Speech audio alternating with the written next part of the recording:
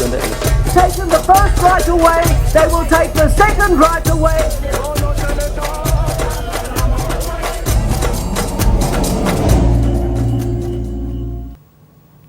Good evening and welcome to OppiTV's election debate. I am Kanyisile Melanie Mboya.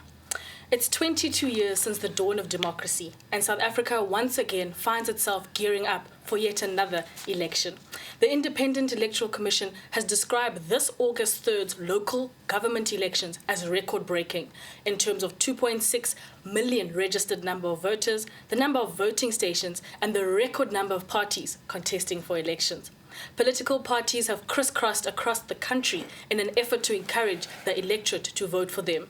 In Grahamstown, it has been no different. In studio today, we have 3 of the 6 candidate councillors vying for our Makana Municipality. Unfortunately, the Economic Freedom Fund fighters, Azapo, and independent candidate Lena May could not join us today. But we are here with the following people with us today, voting for your Grahamstown citizens.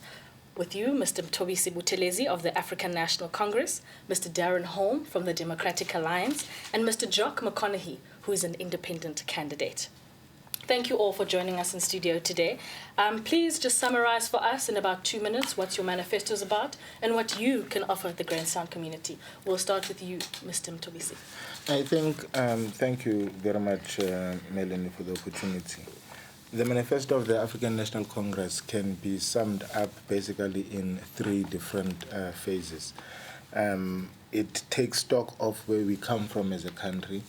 It also gives an outline of where we are as a country, but it also makes firm commitment of where we ought to be moving as a country, in the sense that it gives practical solutions to some of the challenges that are facing us as a country. But above and beyond that, it's unique in the sense that it also allows for a localized interpretation of the issues and the manifesto, because you must understand that as much as the manifesto is a product and a culmination of a process that leads up to national, but it must also, when it trickles down to local communities, speak unto the local issues and what can be done in order to be able to address them.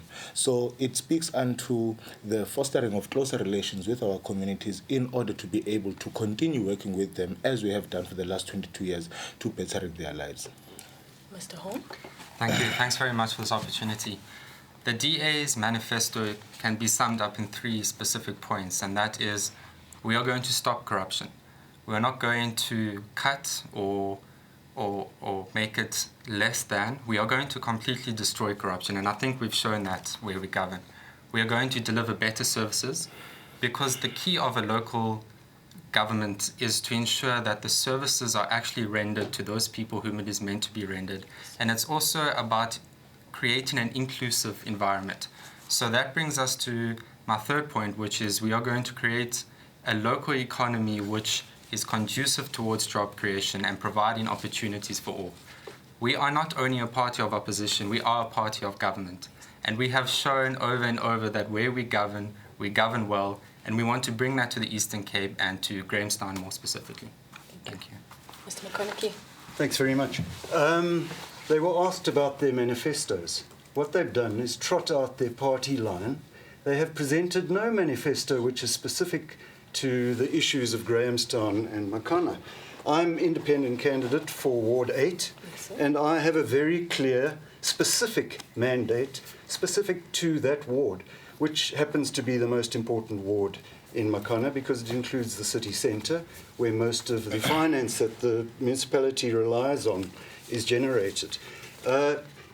I'm standing on an independent line. I came from a political party background. I was the local branch DA chairperson. I was on the Eastern Cape executive of the DA.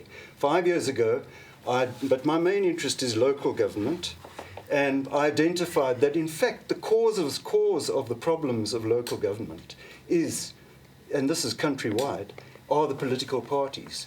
And there comes a time to take the gloves off, call a spade, and to tell it like it is.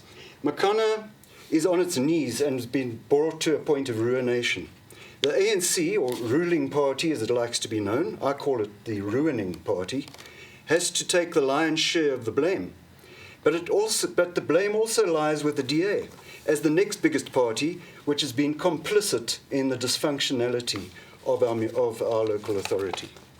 To illustrate the point, such is the chaos in Makana that we've been under administration for the past 2 years.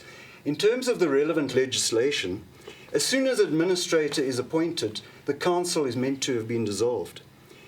And then the administrator gets full power over the local authority. That didn't happen in order to sort out the mess that these parties have created. It didn't happen.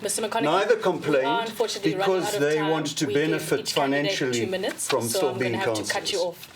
Earlier this week, Nokopela sat down with political analyst Professor Stephen Friedman to give us his analysis of the local government elections. Please tell us, what do you make of the strategies adopted by these political parties? These would include the name calling and everything else that's been happening in the last few weeks. Well, I think the problem in South Africa at the moment is the politics is very personalized. Okay, so the opposition parties, the two biggest opposition parties, the DA and the EFF, clearly seem to have taken a decision some time ago that President Zuma is very unpopular, that he's disliked, and therefore they've both focused a lot of their campaigns on the president. This has led to a situation where you've had very personalized politics. It's very often about personalities and not very much about the issues which concern voters, which is a problem. But, until you have a clear political voice in this country representing poor people, I don't think that's going to change, because I think the reason for that is that despite the fact that we have these elections, they're important, South Africans living in poverty are still not part of the conversation, and their kind of concerns are not being reflected. The EFF have promised free water for poor people, 24-hour clinics. Is it possible, considering the economy that South Africa finds itself in? Well, look, the reality is that the EFF is not going to be in government. There is a possibility that if the ANC doesn't win a majority in some cases, that the EFF may be in a position to be part of a coalition government if it wants to, or influence issues in another way. But I find it very unlikely that anywhere the EFF is going to be in a position where it's going to be the sole party in control of the government. And if you're in that position, you can make those sorts of statements because you don't have to implement them. Even if the EFF is in a coalition and it doesn't get those things, it can say, well, it's our coalition partners are the fault. The reality is that, you can only do those things if you change the power balance in South Africa, and you don't change the power balance by having an election. So what we would probably see, if the EFF was in power in these situations, we would see a situation that you've seen in Latin America over the last few years, where you have parties who make those sorts of promises, but because they can't change the power balance in the country, what they do is they spend money until the money runs out, and then the people living in poverty are in a worse position before. So these kind of promises, unless you've got a plan for how you can change the power balance so that there will be money to pay for those things, then in the most you can do those things for a few months and then they run out of steam. And in terms of their influence in these elections? Well, we have a problem with the EFF, with measuring the EFF's influence, and that is that they've never fought a local election before. In the case of the ANC and the DA, there have been 500 by-elections or something like that since last election, and we can get a sense of how they're going. The EFF hasn't fought those by-elections, so we don't know how the EFF is doing. The only evidence we have of how the EFF is doing is that there have been opinion polls published. We don't know whether they're accurate or not. If those opinion polls are right, then the EFF is doing a bit better than last time, but not massively better than last time. I think the problem with the EFF is that the EFF tends to be a very media-oriented party, so it gets a lot of publicity from the media, and we never quite know whether the media's enthusiasm for the EFF actually translates into popular support. We'll see on August the 3rd, but at the moment, the evidence we have suggests that they'll grow a bit, but not massively. Now that we're back, I've picked up on 3 very important issues from the insert that I'd like for us to discuss. The first of which was highlighted by Professor Freedom is that these manifestos presented to us as community-based are not people-centered. So this is to you, Mr. McConaughey. What is then your response to the statement that political parties are not people-centered, but rather are formed around the sentiments of political parties? Well, I agree with him in that sense. The parties see the people as voter fodder, and they're going after those votes at all costs. And they, hence the problem with politicizing local government, in that it really becomes a contestation between the political parties, not about councillors doing what they're there to do, to see that there's a functional municipality which is delivering. Instead, like we will hear from Mr. Home, I'm quite sure, he will crow about how well the DA is doing in the Western Cape as a carbon copy for the rest of the country. But in the Western Cape, the ANC is working day and night to undermine the DA, and they eventually will succeed. And if it was the other way around, the DA would be working to undermine the ANC. So yes, I agree with Mr. Friedman. It's not people-centred. It's aimed at getting maximum advantage for the party. So, okay, once again, the east and the west of this particular community that you're speaking about, Jock, is that as part of your manifesto, you speak of stock owning as very important. Yes. However, you state that it should not be allowed to wander around uncontrolled in sort of the built-around areas that you speak about. Can you unpack this for us a little bit? I can. You know, we actually have a bylaw which says it's not, it's against the law, the local laws, to run cattle in the residential areas. And I recognise, and there are a large number of stock owners in the township, and one must recognise that, and one must accommodate it, and one must cater specifically for it. But we're fortunate in Makana, we have a vast commonage. The stock owners have access to the commonage, and I don't see the need for cattle to be run in the residential areas. You highlight the idea of car guard and the parking system. Yes.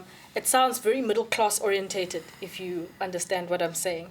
And this is just one of your examples in your manifesto. So if I can expand a bit on the idea of cattle herding, Grahamstown is a very farm-based community. Its economy is also largely farm-based and also based in Rhodes University as a form of employment. So how then would you, without fracturing the community even more, would you implement laws that would integrate the community? I don't think one will be fracturing the community at all. As I say, there is a bylaw, and that bylaw must, whilst it's there, it must surely be respected and implemented.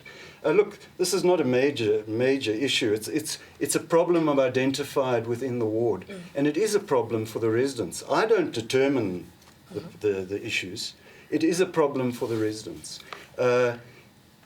Cattle have their cattle-borne diseases. They also wander across very busy roads, and people are not driving down a main entrance to the town. You don't expect to encounter cattle. So I'm saying they must be provided for. I'm not saying we mustn't allow stock owning within the community at all. And your car guard and parking system? Well, there the problem is that we've just had a new system introduced, and I have no problem with car guarding, and I have no problem with the parking, with having a parking system. But the system that was introduced wasn't run through council, wasn't put through the relevant council committee.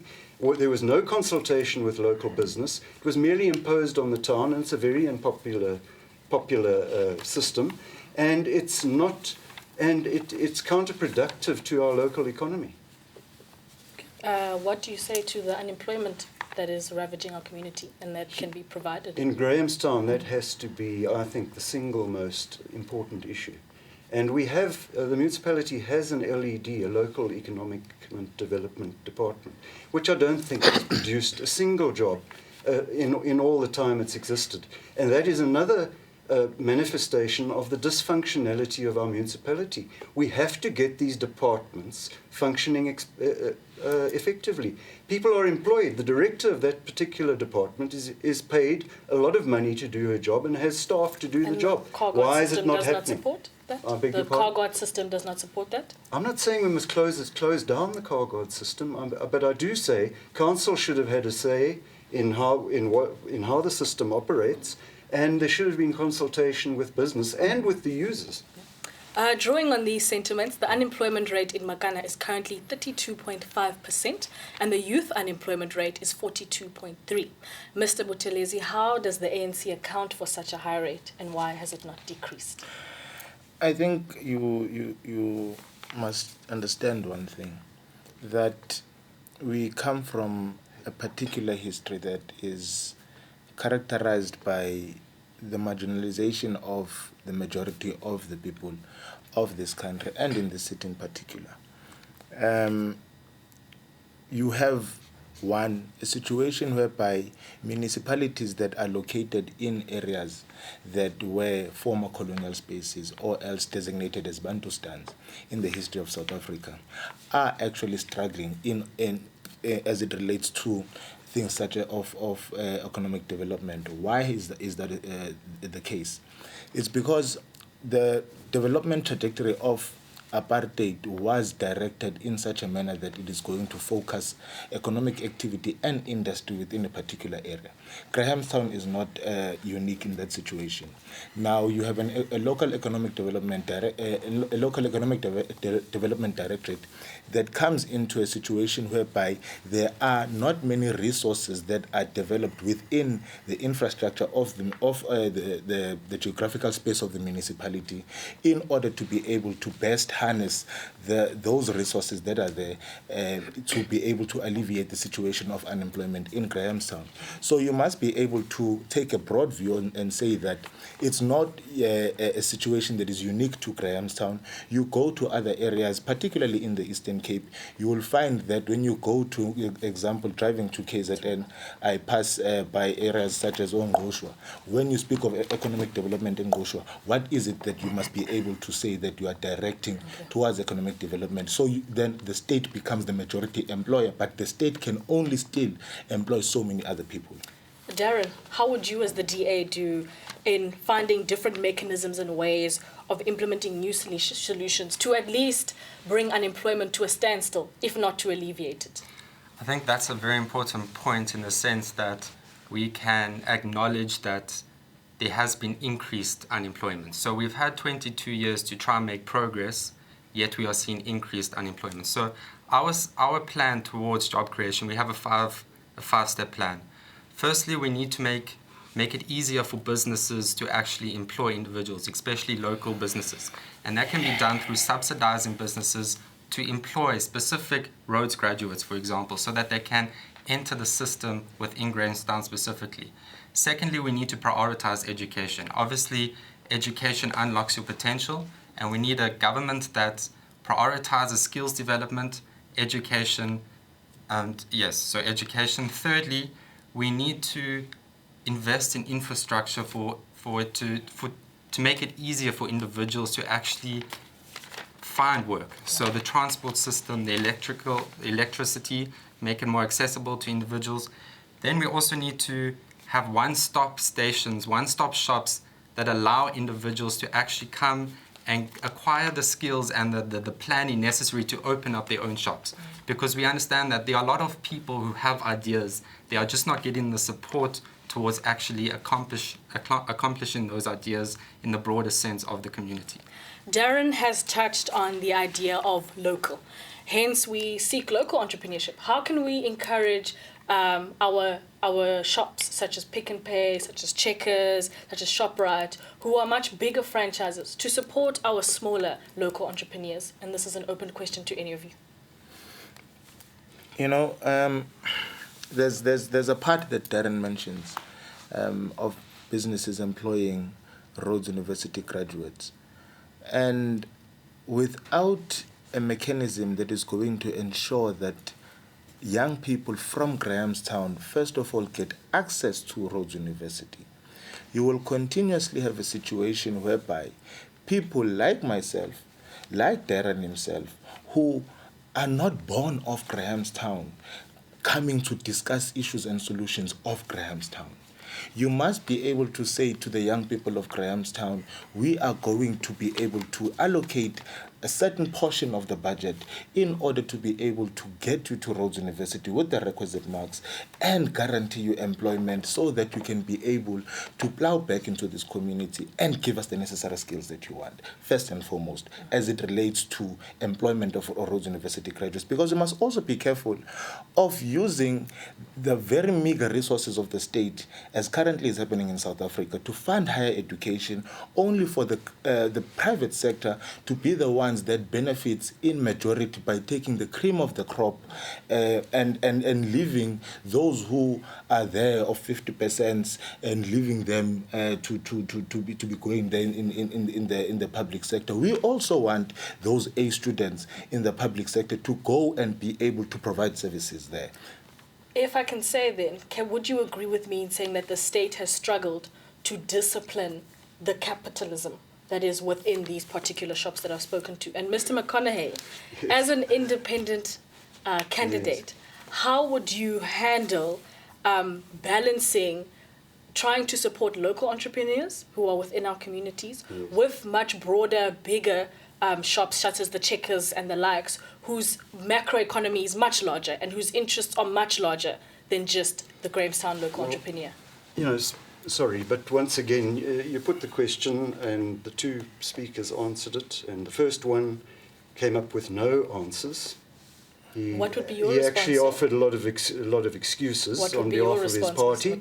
Mr. Holmes offered a one-size-fits-all, which is basically the party line trotted out again, not specific to Grahamstown. Your estimate of the unemployment figure in Grahamstown is, if anything, I think conservative. I believe it's higher than what, and what the would figure be your solution, you've trotted Mr. out. McConaughey? And you cannot expect these businesses, which we have in town, existing businesses, to absorb or create additional job opportunities, which is going to make a significant impact on that. We have to develop our local economy. Hence, that LED department of the municipality has a critical function to perform. The ANC government, you know, we developed an industrial area some 30 years ago outside of town because of the railway services and everything that to be linked to railway services. The ANC government has withdrawn railway services from Makana. So that reduces the opportunity to develop our local economy. Just if I could, Mr. McConaughey, my question was directly to what you would do. We sincerely appreciate the historical background. It gives our viewers and our contestants a great context to each of the parties. Sorry, I wasn't giving a historical it's all right. background. But what would you do as independent candidate? Because even within the economic, you would have to work in a democratic space. I told you specifically. What would you do? Specifically, we have to develop our local economy. So one of the things is to reintroduce railway services to Grahamstown. Okay. And then we can hopefully attract industry to the industrial area on which a vast amount of money was spent to develop with all the necessary services. Then you can talk about making an impact on joblessness. Thank you, Mr. McConaughey. You see, Melanie, I'll return to you, Mr. Tobis. We went onto the streets to speak to some of our community members, and these are some of their responses they had to our questions.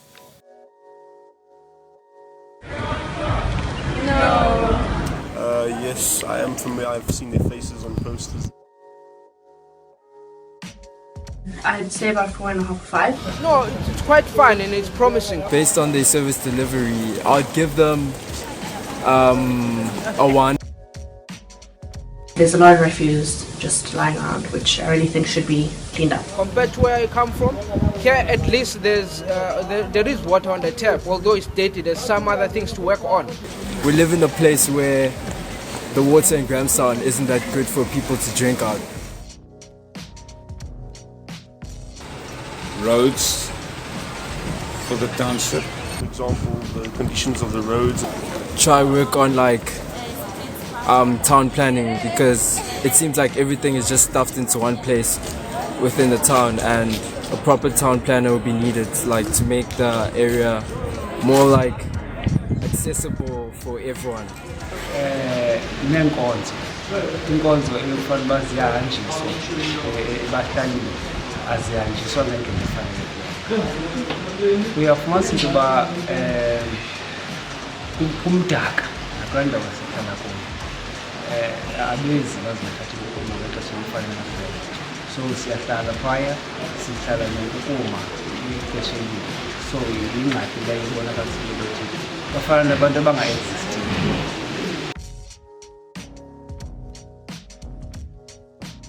One question. Are they committed to the party or are they committed to the public? Before we cut to the insert, we were struggling between each other, deciding how can we solve the balance between macroeconomics and supporting our local entrepreneurs. Mr. Mtobisi, you had a response? You know, Melanie, thank you. I think it's very dangerous for us to sit here and begin to attempt to trust Mr. McConaughey. He says that 30 years ago they introduced the rail system and the ANC government removed it. That means that 30 years ago he did nothing about the spatial arrangement of Grahamstown that still sees black people located within a particular side of Grahamstown, which is called Echeni.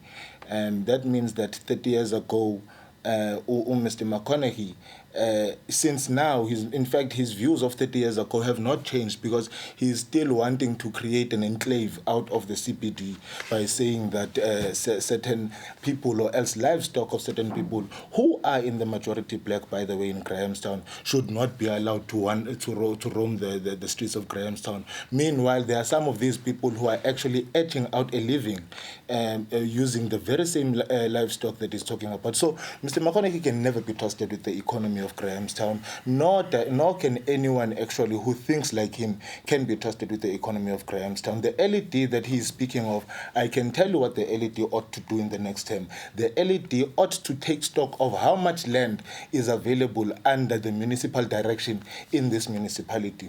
Because when you are speaking about buying local of ShopRite and all of these other shops that are big shops in Grahamstown, people of Grahamstown must be able to have land in order for them to be able to produce things that Pick and Pay and all of these other shops can be able to procure from them. So when you take stock of the land that is available in Grahamstown, you begin to say to people, form cooperatives. You have an institution such as Rhodes University. Why can we not lobby Rhodes University to be like other institutions in South Africa, your Stellenbosch's, your NMMU, whereby they are actually using the resources available in those particular geographical areas, and they are developing programs and faculties in order to be able to exploit the resources that are there. We have land in Grahamstown. We need an agricultural faculty in Rhodes University. So a very hot topic within our Grahamstown community, or rather to be renamed to Echeni, is what are the thoughts on the Grahamstown name change? Jock McConaughey, you ran a campaign called Keep Grahamstown, Grahamstown. Tell us, why should a colonial name, as some call it, remain in this place? Okay, I don't quite know where this is coming from, because it's not an election issue. And so no one has made a specific election issue of it. Mm-hmm. However, I'm more than happy to address the issue. Please do. And you know, it has a long history going back to 2007, when the then mayor first raised it and said the name must change. Yeah. It hasn't happened because the populace, the majority of Grahamstonians, and I'm referring to black Grahamstonians, don't want the change and don't see the need for the change. And that has been tested and proven time and time again. It's very ironic, in fact, and it's unfortunate the EFF aren't here, but the EFF candidate, Sigidla Ndumo, who's standing against me in my ward as one of the candidates for Ward 8, is my colleague in Keep Grahamstown, Grahamstown. So that just illustrates the point. To the DA, I'd just like to ask, what are your sentiments to the colonial legacy that is carried by the names such as Grahamstown, such as Cecil John Rhodes, that has in fact carried a pain, a suffering, and many wounds that seem unhealed by the new South Africa? What are your sentiments on those names?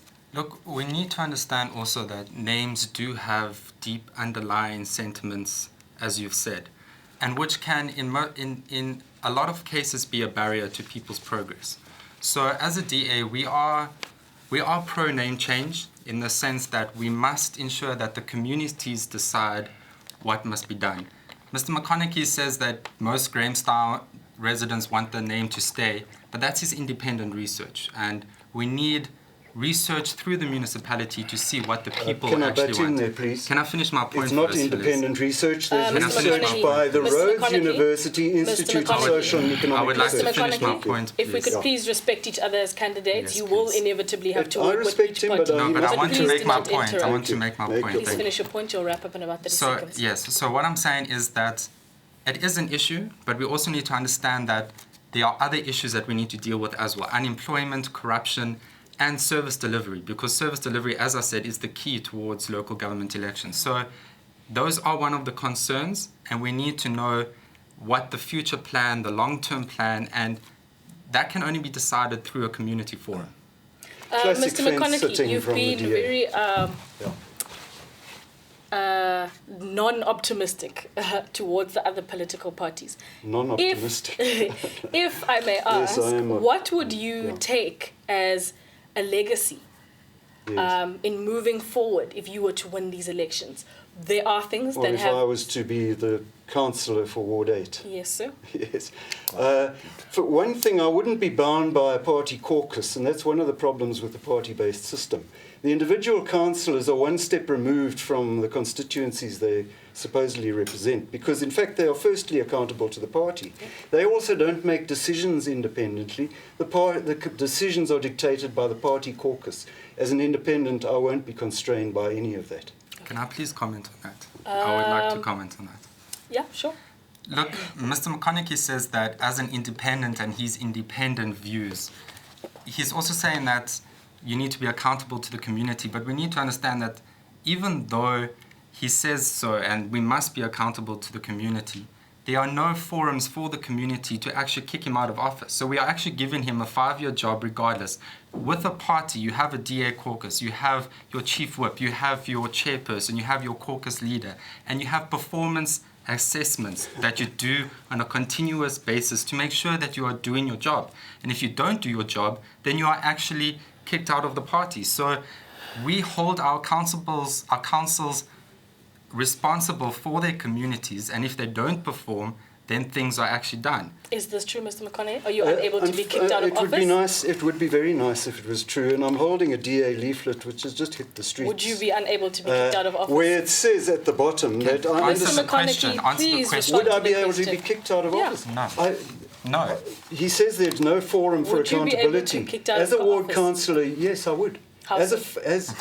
as a ward councillor, you are required to have a ward committee, and that's to whom you are accountable. Can you get kicked out? Mr. Holmes standing in Ward, they're both standing in Ward 12. The DA councillor for Ward 12 these last 5 years never formed a ward committee.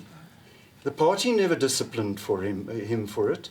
The DA, in fact, all the councillors, I mustn't just say the DA, all the councillors in the current council performed shockingly, and not one councillor was removed by his party or disciplined, despite complaints from their constituencies. As Mr. McConaughey has clearly stated to us, the standard of leadership within the Grahamstown or Guinea community has not been set very high.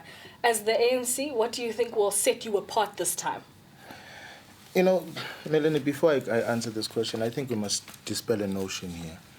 This thing of a party, as if a party is not made up of individuals. It's made up of individuals. When individuals join a political organization, those are like-minded individuals, and ideas get discussed in these things called caucuses. So this thing of saying that a party, as if when you join a political organization, immediately you lose sense of all thinking and you abdicate thinking. It's not true. we can attest to that because we are members of political organizations, and in fact we can even say that our consciousness far supersedes those ones of independent people like Jock McConaughey here. So he must never try to pretend as if there is this monster called a party that is outside of individuals. Even when a party dishes out a manifesto, it's a product of individuals. People, when you say that a manifesto is not people-centered, you are making as if it comes down like a manna from heaven. No, it's people who converge and they discuss ideas. They discuss exactly what it is that is at issue in their communities, and that forms part and parcel of a manifesto. And what sets you apart in terms of the leadership within Grahamstown? In Grahamstown, I think we must be honest and say that over the last 2 years, we have definitely seen tumultuous times. We have definitely seen a situation whereby the financial management and leadership in this municipality has gone down, and also there have been corrective measures that have been taken. So there are definitely improvements as it relates to the leadership and management of issues in Grahamstown in order to best be able to roll out services to our community. Even now, we can say that we received a favorable report from the Auditor General, and this is what we want moving forward, to sustain that improvement and also build up on it actually. Okay. Grahamstown is a town that is currently struggling, as nationally, to find a kind of social cohesion that brings the community together. Things such as racism and xenophobia are things that have come up within the community. This is an open-ended question to you all. What are your thoughts on social cohesion regarding issues of racism and xenophobia which have happened in our town? I think that I can guarantee that you can see the DA's candidate list for Makana specifically, and you can see that we are the only diverse party when it comes to that candidate list. And diversity is an important thing for us to actually move forward and experience that social cohesion, because we need the different ideas from different people, different walks of life, to actually come together and say, this is where we come from, this is our plan to go forward together. We've seen the ANC trying to divide us because they have nothing else to offer. So our message is very simple, that we are better together, and being together, we can actually move Grahamstown forward and experience that social cohesion that you so called. How is the ANC trying to divide you? Because Jacob Zuma has made it very clear that he has said that a black man cannot lead white people. He's undermining the actual capacity of a black man by saying that. But the black man that is Musa Maiman is not leading white people. He is leading us. He is our leader. He's the future president of this Let country. me tell you why us again based on the race. The president, he doesn't know the internal structures of the DA, but yeah, he's coming with assumptions is saying that the man that is Musa Maiman cannot lead white people because they have never allowed him to lead white people. He is leading us. What do you mean? When the provincial chairperson of the DA resigned here, it was not my money who convinced her to actually go back and become a provincial chairperson. It was Helen Zille who had to call. We'll have an unproductive conversation if we're talking over each other, and the viewers themselves will be unable to get your points of what you're trying to be across. Melanie, if you would like to answer something, by all means, you may interrupt, and I will note you, and then we can proceed in answering your questions. Just to wrap up quickly. So I will allow the DA to wrap up, and then I'll allow you to also wrap up in your response. Is that all right? Do we all agree, respectfully? Yes. Please wrap up 30 seconds. It's very simple. We need to move forward again. We need to create that inclusive society. And with our diversity, we have realized that we are better together, and we are going to realize that dream of a true reconciled South Africa. And that can only be done under the DA leadership of diversity. Thank you so much, Mr. Response. He first of all mentions that the DA candidate list is the most diverse. I don't understand what he means by diversity, because diversity that does not deal with transformation to me is a fallacy, because the list of the ANC takes in stock the demographics of Grahamstown. You cannot have a list that is going to be comprised of majority white people when the community is majority black. That is what simply transformation means, that all institutions must be reflective of the demographics racially of this country. So this is what we mean by issues of transformation. But above and beyond that, on my earlier point, when the provincial chairperson of the DA resigned for 2 weeks, it was not Musa Maimane who convinced her to reassume that position. position. It was Helen Zille, the former leader of the DA, who had to make that call, because clearly Mose Maimane has no power. This is what the President Jacob Zuma meant by that Mose Maimane has no power. He is a figurehead, and white people have never allowed him to lead the DA. This was just but one example of where power lies in the DA. So the person actually that we should be fighting is not Mose Maimane, the poor soul. We are still fighting the very same Helen Zille that we were fighting even before Mose Maimane.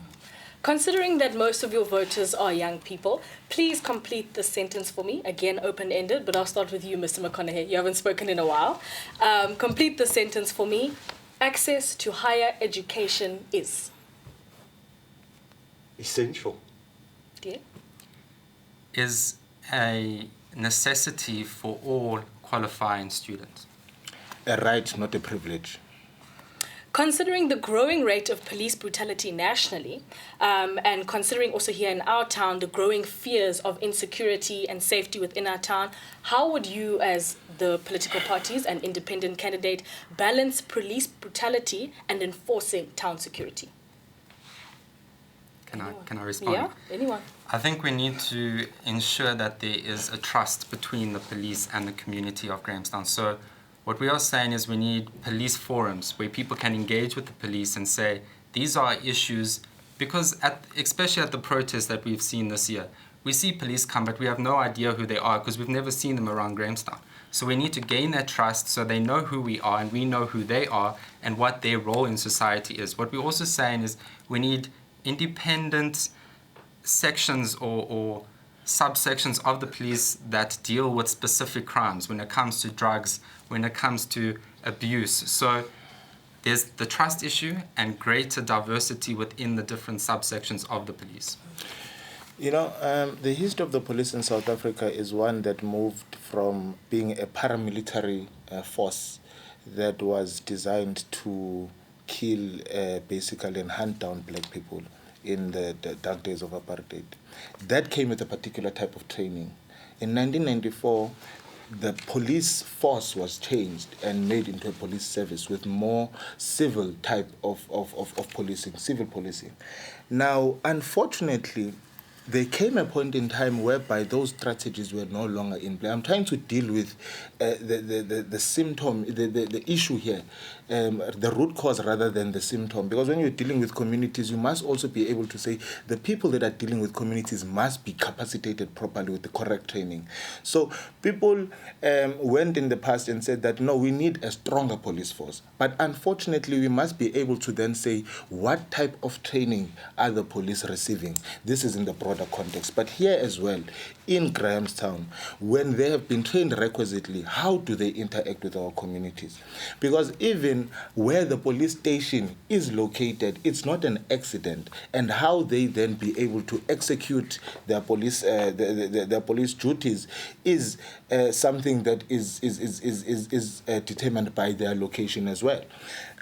You find that amongst black communities, there is an issue of a police presence, having a constant visibility in order, not just to police, but also as a form of intimidation. We must be honest about that situation. But also in white communities, why it's fine for police to just drive around, but there in our black communities, they must police. There they must If I could visible. pose a follow-up question with your permission, Mr. Conakry, is how do you intend on balancing South African police service brutality and the often inappropriate behavior of private sector police? Well, okay, I never had a chance to reply to the previous one, but once again, we've had an example of a long speech, words, no solutions for our local situation. Perhaps it's because neither of them are local people and neither of them truly understand Grahamstown. Our crime situation, which does exist, is a manifestation of the unemployment situation. People have no, and thankfully most of our crime is of a fairly petty nature, theft, and it's for survival. I'm an advocate by profession, and I do a lot of criminal cases, and we cannot deal with the like treating an illness. you must get to the source of what that illness is. And the source, we're back to where we were with creating jobs and developing the local economy. You can't rely solely on policing to curb the problem. You see, Melanie, listening is a skill. And I pray that one day Mr. McConaughey acquires it properly. Because I am saying here that when you are dealing with an issue, you deal with the root cause. Police, when they go out into their communities, they are merely executing what they have been trained to do. Now, how they are trained also dictates how they respond to us when they come onto our campuses. It's a simple issue. Now, when you are saying that we are just blowing hot air, when you are not listening. You must listen, Mr. McConaughey, because I'm saying to you, how the police do their duties is determined by their training. The policeman is not going to think of something that is outside of the manual that they were given in whatever cadet school that they went to. So you must listen properly and answer to the issues. Thanks. I'd appreciate no condescending remarks from my friend. Listening is very definitely part of my professional training and skill.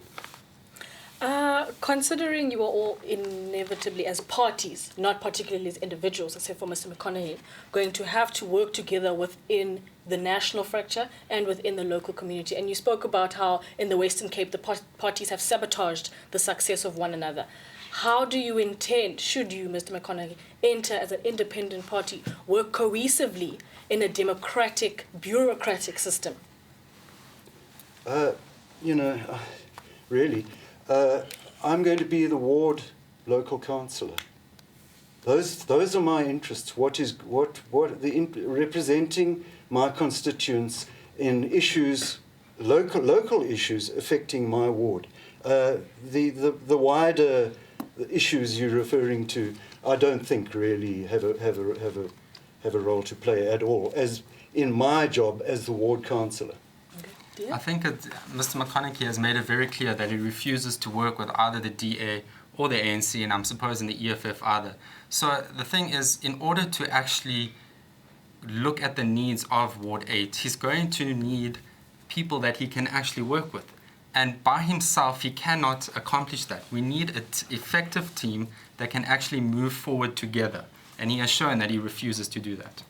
I don't know where that comes from. Is the African council National as a whole Congress must work together. To move forward with other political parties in support? We are going to act within the framework of the municipality and council. It's not a secret that we are contesting all 14 wards, and we are not contesting them just to waste time and out of our own health. So when we are contesting all 14 wards, we are contesting them to win all of them. So if it just so happens that anyone who's outside of the ANC family is lucky enough to sneak in, we will work with them if they raise progressive views. But where we differ with them, we will never be afraid to tell them that we are not going to agree with this one. So if they agree and they are progressives, then obviously we are going to work very well with them moving forward. But I'm concerned because most progressive people would find themselves voting for the ANC in this local government election. So I'm not too sure about whether or not they would be willing to admit to that. We have a controversial question from one of our viewers, and it's for you, Mr. Mthomisi. Ukongolo se uthi awunavalo, but you spent R1 billion on your election campaigns. Surely that money could have been used to buy sanitary towels or help students of higher education. What do you have to say to this? You know, Melanie, it's sad, actually, that it's only the ANC that is expected to account on how much it has spent on this elections campaign. It's sadder still that people are not going to see the national coordination of the campaign and what it is that the ANC had been doing with. I am not confirming, by the way, the fact that the money was to the tune of R1 billion, but it's sad that people are not going to see where resources of elections go to. You have a situation whereby in South Africa the ANC is asked to account on its finances, yet no one is asking the DA to do that. No one is asking the EFF to do that. But also, people are not looking at what happens in campaigns of the ANC. We give out our T-shirts, our branding. Democracy is not a cheap exercise. Let's start there. More especially if you're such a big organization and a loved organization like the African National Congress. When our people go and fill stadia like they are doing today in our Siangoba rallies across the country, they are expecting to be branded with party regalia. They are expected as well, because some of them, they get there in the morning from 10 a.m. up until 5 p.m. You must be able to feed those people. If I could ask you a more direct community question, how would you better use the funds and the resources available to assist access not only to higher education, such as Rhodes University, but to our local schools who are of clearly disadvantaged to our more previously private and model So your question is in the context of this billion rand, alleged billion rand as well. The context of the alleged billion rand sets a sentiment, unfortunately, that this billion rand of the ANC. No. So this billion rand of the ANC. I want to understand your question before I respond to it. Sure. That this billion rand of the ANC allegedly Yes. is used in these elections should not have been used for the elections. It should have been used to build schools, in order to build clinics, in order to put people through higher education. But other political organizations must be able to use whatever coffers that they have for elections. I don't think that it's fair that we must set up the ANC for failure in such a manner, that other political organizations must use their coffers for electioneering, yet the ANC, its own private coffers, by the way, that are outside of the state, must be used for state functions, by the way. Because we must never be lose sight of the situation where we have in South Africa, whereby people only speak of the division of the state and the party when it's in their best interest. But when it's not in their best interest, people will forget about that and then say that the ANC must take money of its own in order to fulfill a state function. Meanwhile, the state is well and truly capacitated to do its own to do its own work. I'd like to carry my question over to Mr. McConaughey, that access to higher education is not only a problem to higher education, but it's also a problem to lower levels of education. What does the DA intend to do to better the circumstances for the Grahamstown schools? Sorry, that's to Mr. Holmes then. Yes, Mr. Holmes, sorry. Mr. Conaghy, you may also answer. Yeah. Look, we also need to understand that I think you've mentioned that there is a great divide between Grahamstown, and we've seen little progress in ultimately realizing that social cohesiveness, as you said. So, and it's upsetting that we have people who do not want to go to the specific school within their area because it's so-called better to go to a school town. We need to completely destroy that Considering assumption. Grahamstown is so small, it's 7 rand to get to a public school that barely has any sports, and it's relatively also 7 rand to go to a school when I can swim and do underwater hockey and play soccer and netball all at once. How do you intend on bridging that divide when the community is so small, where it's not about going to the school because it's close or it's far, but it's because I cannot afford to go to that school? Well, it's about making sure that what the communities need is actually there. So what I'm saying is that the basic priority of the schooling system is to ensure that people get a quality education and that they have the resources available to make that accessible. So what we are saying is that at a local government issue, funding for education is a national issue. At a local issue, we need to make sure that those schools have the electricity so that they can study, that they have access to internet, access to the resources that they need, that they have better sanitation at those schools. And that is the role of a local government in this specific realm of education. Mr. McConaughey, in a minute, please.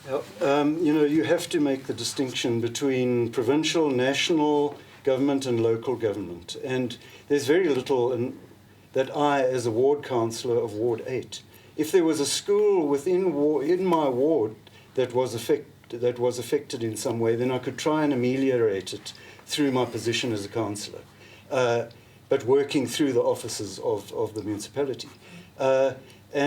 But otherwise, what you're referring to is actually a national issue, which the relevant provincial and national authorities need to address. But Mr. McConaughey, your ward does not operate in isolation of the other wards, which could be suffering from circumstances that have accumulated from your ward. I think, Melanie, let me assist Mr. McConaughey here, because the question that you are asking is the exact disadvantage of being an independent candidate, because you have no one to elevate issues to above and beyond the level of where you are as a person. It's this thing of individualism. I heard him speak about a mandate, but you begin to ask, where did he get this mandate from? Because you're mandated by people.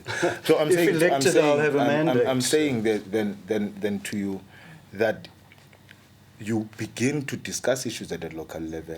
Obviously, there are different competencies that are befitting of the different spheres of government.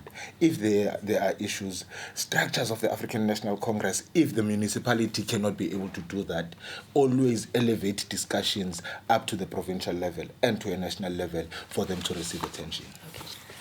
Thank you so very much to our candidates, and to you, our viewers. Please go out and put an X next to the party you feel is going to reach your dreams and your aspirations for the next 5 years. Or independent candidate. I am Kanyisile Mboya for OppiTV. Put that X and see you again. Good night.